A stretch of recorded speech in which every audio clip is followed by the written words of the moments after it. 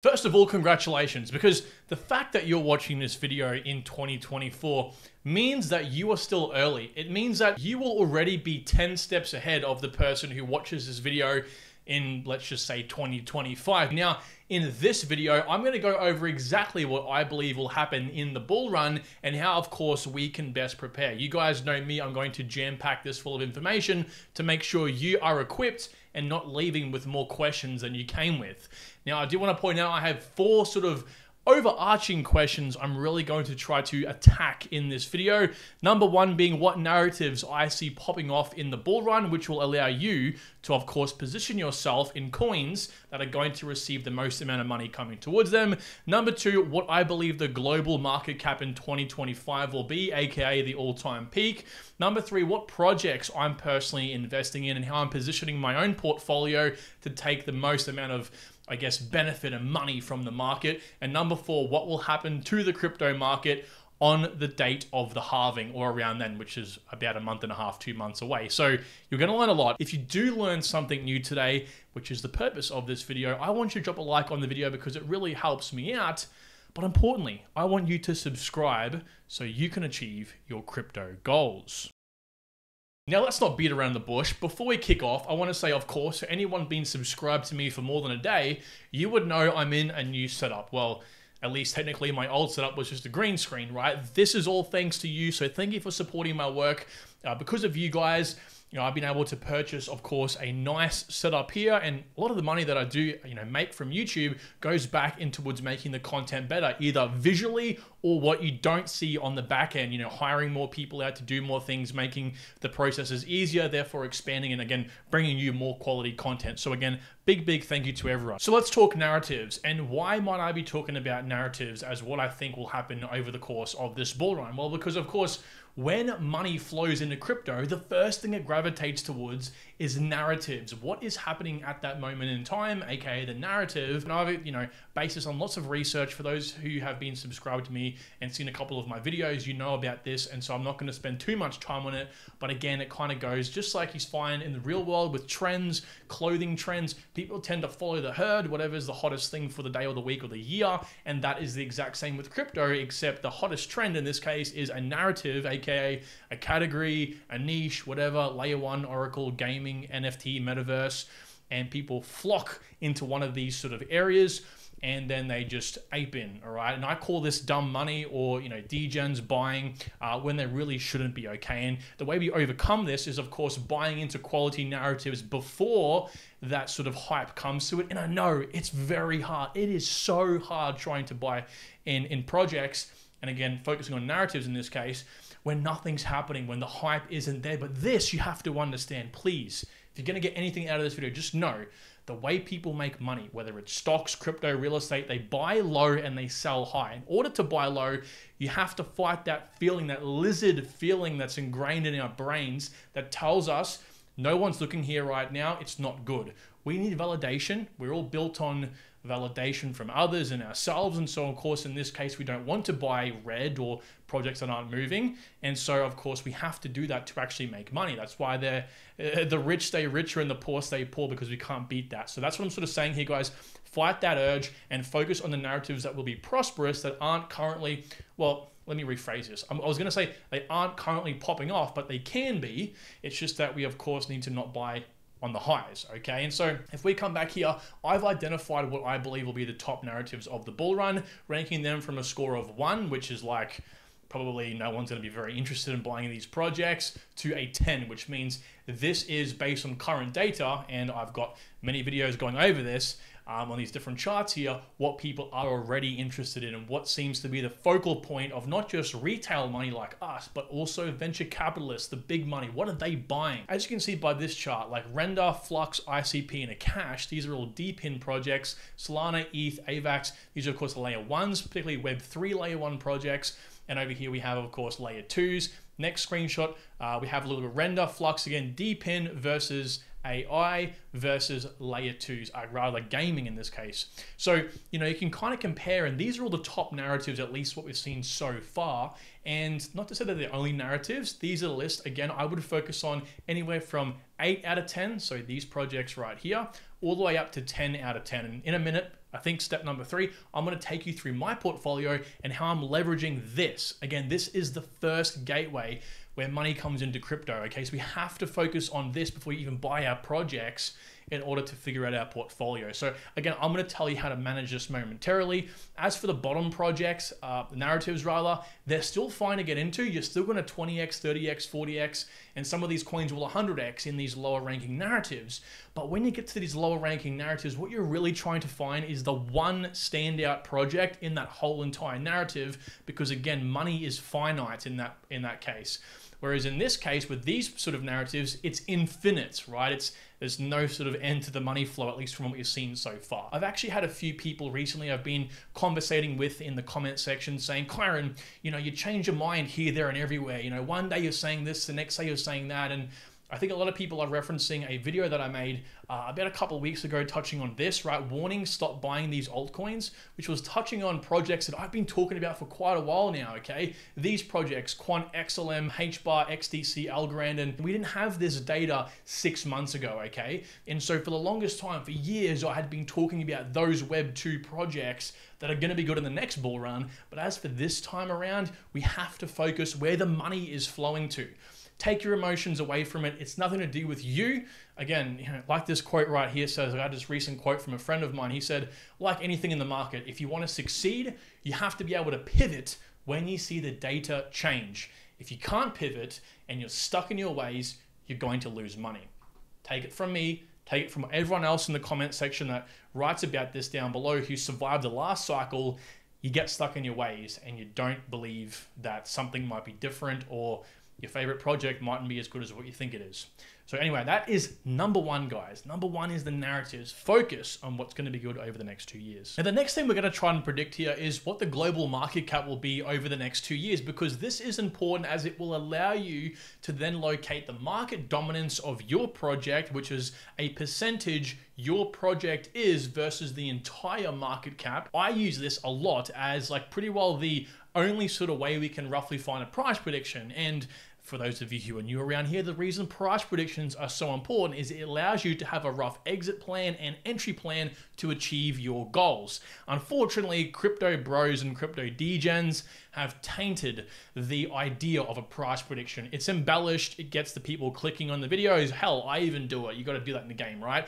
But it is really actually very useful indeed. And so we're going to use this and try to figure out what the price will be on the global market cap, you know, by late 2025, which is when I expect pretty much the end of the cycle to pretty well be, at least based on historic information. And to cut a very long story short here, before I get into the chart I've broken down, I've used 2 different metrics in this case to give us a rough figure. I want to also tell you guys about the reason why we came to one of these predictions, which is based on 4 large institutions in the space.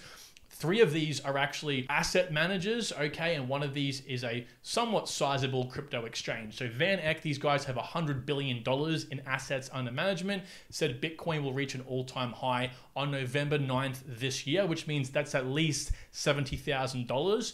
And it could possibly reach $100,000 in December, which would of course be quite bullish. Over here, Bitwise, of course, these guys have a Bitcoin spot ETF, as we now know, and they are also, of course, an asset manager. They predict $80,000 this year as well. AllianceBernstein, the biggest name on this list, these guys have almost $1 trillion in assets under management.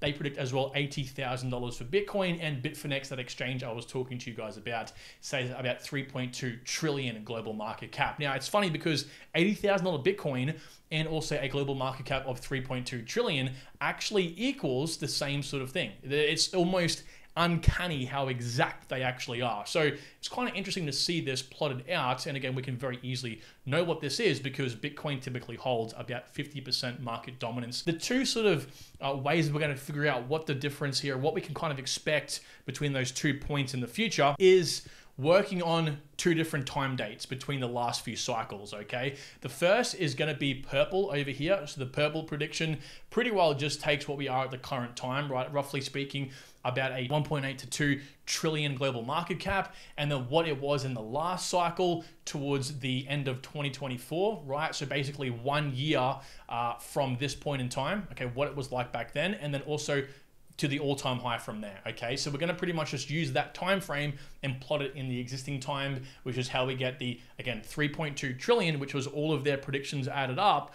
And then we're going to just multiply that by 2 based on how this worked. Okay, it was basically an additional 2x from the growth of today back then towards that point in time. Okay, so hopefully that makes a little bit of sense. We're just, again, plotting the old data forward and working out what they'll actually be in the future. So we get 3.2, again, trillion, which is their predictions, and then 6.5 trillion, I would say on the more conservative side, to be honest with you, in 2025. And a different sort of thing we can take here is what I was sort of showing in this example over here. Long story short, we're going 8 months out from the halving towards finding that time, at least in the last 2 cycles. So back over here, I believe this was about 2016 to 2017. We went from a 10 billion market cap on the halving. We 2.5x-ish to a 22 billion market cap 8 months post halving. And then of course, on the actual all-time high, we were about 730 billion, which means we 32x. I know I'm throwing around numbers right now, bear with me. And we fast forward to the most recent halving event back in 2020, and we were about a 270 billion market cap. We actually 3.5x-ish to the point 8 months out to 1 trillion market cap. And then again, we 3x to its all-time high of a 3 trillion market cap. So what does this all mean? Well, basically this can just allow us again to plot these points in the future based on historic information. Now, notably, of course, back in 2017, 2018, it was a much larger pump. We're not going to have that again, but I do think that we aren't going to diminish much from this over here because we have these Bitcoin ETFs. We have a whole big, alternative variable that's in the market now that will allow us to kind of keep these higher multiples going. But you guys know me, I like to be a bit conservative in this case. So we're going to only work off a 2x basically still. And so long story short, the market cap ends up coming to 8 trillion in about 2025, right? So about 4 trillion or 100K Bitcoin in about December of this year, which again was one of those predictions. So that's kind of what we've been using in this case. And again, it gives us about a 6.5 to 8 trillion global market cap, which again, you can kind of backtrack and use to work out how your project might pump, and it's going to actually tie into the next topic. But before we do, ladies and gents, I want to tell you briefly about today's video sponsor, and that is DE.FI. Now, who is DE.FI? What do they do? Well, I've made a video on them before. They're basically a Web3 social fi and antivirus super app. Now, key term there, super app. They do much more than just social fi and antivirus. But again, it has Web3 applications. I actually do genuinely use these guys for my own research. It definitely helps for smart contracts because it gives you that extra edge. You can never be too sure in crypto, and any information is better than what you had before, okay? So they have some pretty serious numbers on here. They track currently $33 billion in total value locked across 36 different networks. They currently track 75,000 smart contracts. They do have a lot of users as well, over 3 million currently, and their investors are some pretty big people in the space. NGC, for example, D-Finance over here as well, and Fembushi are the more notable ones. So they're literally backed by multiple S-tier quality investors. Now, part of the application itself is a scanner, okay? And you can again scan any, type in any name of a smart contract here on any of these, multiple different networks, or just paste in the code. You can again find the code simply over here on CoinMarketCap. Copy that to your clipboard and then come back here and of course paste it in the search bar. And now, for example, if I just were to click into Grok here, it tells you literally everything you possibly need to know. Transfer fees, dump risk, blacklisting, transfer limit. They also vet the code. There's an application that actually goes into the code and tells you if it's, there's any sort of problems with it and if it's been audited. You can see here no vulnerability with withdrawal functions, so that the team can't rug you. Basically tells you things like holder score, contract score, liquidity score, everything you possibly need to know. It's so useful, and again, I really do suggest you use this. I mean, it's completely free, by the way. They also do have a shield as well, so when you do of course use your account, like your MetaMask account for example, to connect to D.Fi, it will assess what you've actually connected to in the past and whether one of those services is currently being hacked or has been hacked, right? For example, if you sign your wallet over to Uniswap or PancakeSwap and they are hacked at some point in the future, of course, it will warn you and say, hey, this is malicious, and it'll actually give you the prompt to unassign that contract, which is very useful because that is how you prevent a bot from coming in and taking all your money, okay? Very, very important. Plus, they also do have a launch pad coming up here soon. And as I mentioned, they are actually launched. So they had launched about a month ago now, and it's been on a slow decrease, of course, because that's what typically happens when a new project launches, right? 37 mil market cap, very, very small project. So guys, with that being said, thank you so much for DE.FI for sponsoring this video, and let's just get straight back into it. All right, so let's now have a look at my portfolio structure, okay? Now, this is important. I don't expect any of you to copy. Matter of fact, I don't want any of you to copy my portfolio, because what you don't know is what prices I buy in at and how much I'm buying. Again, my initial idea was a 30x out of the market, but after doing a recent video and crunching the numbers, because you DCA and because you stake, you don't actually need as many multiples as you think, because a lot of us base the multiples we need on the initial amount we invest. In reality, we have to calculate all those DCAs over the course of time as well. It's simple math, but it makes a big change. So I'm looking for a 19x. Now, I'm definitely going to achieve it in a lot of the prices I have purchased in at, but here's how you know, okay? Here's how you know where the big money's going to flow. Again, we kind of circle back to narratives in this case, and you're thinking to yourself, Kyron, all right, we get the point. Narratives are a very important thing in finding a good altcoin, of course. It all stems from this. But the next thing you have to focus on before you buy your altcoin is the meme, okay? Now channel OGs are like, Kyron, we've heard you say this thousands of times, okay? But have you implemented it? Have you actually done the research? My goal here is to not just give you my research and tell you what I'm thinking, but also ingrain it in your mind. It's the only way some of us learn, okay? I'm one of those people too. I have to be told, actually, matter of fact, I have to make the mistake myself in order to learn. No one can really tell me, okay? That's why I'm trying to be here, is to allow you not to make that mistake. Now, as you can see, this was the chart I showed you before, okay? This on screen here, okay? Money flows into the narratives. Well, this is why it's important to also assess the unique aspect that that project holds over all its competition, right? If these are all layer one projects, okay, and the money's flowing in layer one projects, well, why do people want to buy, let's just say, a project like Solana? Why does someone want to buy Solana over all these projects, the degens? Well, they want to buy Solana because it's the most unique out of all these. Now, the unique aspect in this case is just what kind of sticks out. What is it doing that its competition isn't? That is why I tell you all to look for altcoins in areas that you know. I've spoken with a few guys recently. Some of them are really deep in the tech industry, specifically AI, and they know so much about AI. AI, as I've seen over here, is a massive sector in terms of the demand for 2025. So they had, and one of these guys had no coins. Shout out to the gentleman who I'm talking about. He will know who he is. He had no coins in AI, okay? No coins at all. And it's like you have this knowledge that takes years to develop, can only get with insider knowledge, and yet he had no exposure.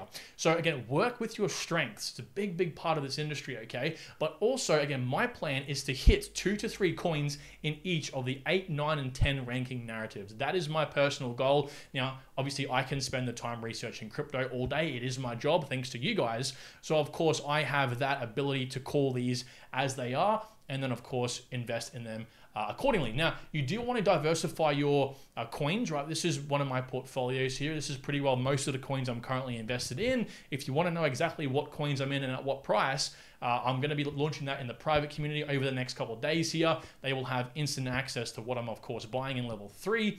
But you can see things like Near Protocol, Celestia, Hedera, ICP, Mina Protocol, Quant, Fetch, Manta, Pith, right? The reason why I gravitate towards these is because they are either new projects in these big narratives, or they are so unique, and they might be old projects, but they're so unique that they're going to bring the money in. Don't listen to people say, hey, it's an old coin, it's going to do bad. It's not that it's an old coin, it's that, is it new? Is it being revitalized, okay? Look at Solana, look at Ethereum, look at Bitcoin. Why do they continuously have higher highs? It's because they are continually a topic of conversation. People want to learn more about them, buy into them because it's fresh. If it's a stagnant project, you haven't really heard much out of it over the course of time, it's not going to do that well. Yes, it's going to pump. It might have some crazy amount of news in 2024 or 2025 that shocks everyone. A massive announcement. And you think to yourself, oh, if I just held that project, if I just didn't sell, I could have had this pump. Well, chances are those pumps are pretty well superficial. They normally come back down, okay? They're called popularity pumps. Anyway, guys, all I'm trying to say here is when you're looking at your altcoins and your portfolio, at least what I'm doing here, is 8 to 10 out of 10 ranking narratives. Try to hit them. at least in 2 or 3 coins each. All right, so lastly, what's going to happen in the short term here? How can we predict what's going to happen after the Bitcoin halving? So this is going to touch on a very important topic right now because, well, crypto works not just on narratives, of course, but whatever is the hottest thing at the moment, okay? And that is what will happen on the halving. Now, I'm no oracle, I'm no genie, I can't tell you what's going to happen in the future, but we've been right a lot more than we've been wrong on this channel because we follow the data. Black and white information doesn't lie, and crypto has a tendency to repeat itself. People say, oh, you know, that doesn't rhyme, it doesn't repeat, rather, it rhymes. Well, crypto has been repeating, okay? It's freaky. I'm not going to go into all the points as to what it is repeating on, but what it has consistently done is, of course, dip after the Bitcoin halving, which is, of course, an economic event in Bitcoin that is coded into the system as to every 4 years, Bitcoin's reward for mining the block, for the miners that put up their computing hardware, electricity, resources, all that sort of stuff. They fight for the block, and what they get in return for all of that is some Bitcoin, okay? And this halves every 4 years, which means there is a supply shock. In this case, what we typically have is a crash that happens right after the halving, okay? It normally has a bit of a dip, anywhere between, well, honestly, it pretty well varies between 7 to 30%, okay? And why this is a topic of conversation is because if we, of course, know this is going to happen, we can buy altcoins cheaper. But here's the problem. The problem is that a lot of people are hoping that this is something that actually happens. They're not actually in the market right now. They're waiting for this. And that can be a very, very big problem. As I'll show you in a second, it's actually, and I work on risk to reward. If you're new to the channel, I don't make decisions unless, while it might be the wrong decision, I weigh it up in terms of the risk versus the reward, okay? Is it in my favor, like a trader does, okay? It might be wrong, but you're hedging towards being more correct, okay? And in this case, well, I think actually towards hedging being in the market right now is better than being out of the market, okay? So what are we looking at here? Well, this sort of purple line is the 200-day moving average for Bitcoin, and this red line is the 4-year cycle moving average. And in purple, the 200-day moving average is typically not usually hit. Normally we do touch it a couple times at the very beginning of a bear market cycle. We actually went beneath it, as you can see here in this cycle. What I want to note here is that once we sustain above or below it, it typically indicates a shift in trend. It typically means we are now going to be moving upwards again if it sustains above, which as you can see we are. So I don't see us now going back beneath it like we have seen in the last 2 cycles. Once we moved above it, after the initial couple touches or dips, we did not go below it, of course, until the bear market. Now, I do want to point out, if we do have a dip beneath the 200-day moving average, and right now that dip would be around about 16%, and we sustain below it, the halving is here in this first green line, okay? It's $43,000-ish for Bitcoin. That's at least I've kind of forecasted it, roughly speaking. If we go beneath it like this, okay, and we stay beneath it,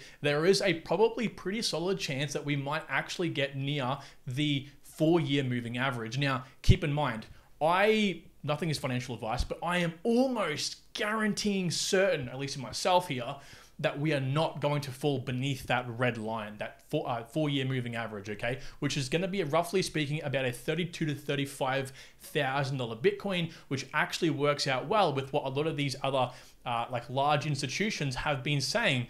You know, amongst all of their predictions for the height of Bitcoin, a lot of them do expect, like Van Eck over here, that we won't really fall beneath, you know, $35,000 for Bitcoin, okay? So that's kind of my prediction is, you know, in the past, I have said that we can expect a crash. This was many, many months ago now, just based on historic information. But again, I just don't think we're going to fall any lower than this. And again, as new data comes in, you have to move with the market. You are obviously a dinosaur if you stick with your old trends, if the market is saying something else. This is why you find traders all the time will, on the day, flip bearish, bullish, because their trends and all of their charts are invalidated and they have to move around. Now, what was a very scary thing for me, all seriousness aside here, let's just relax for a sec.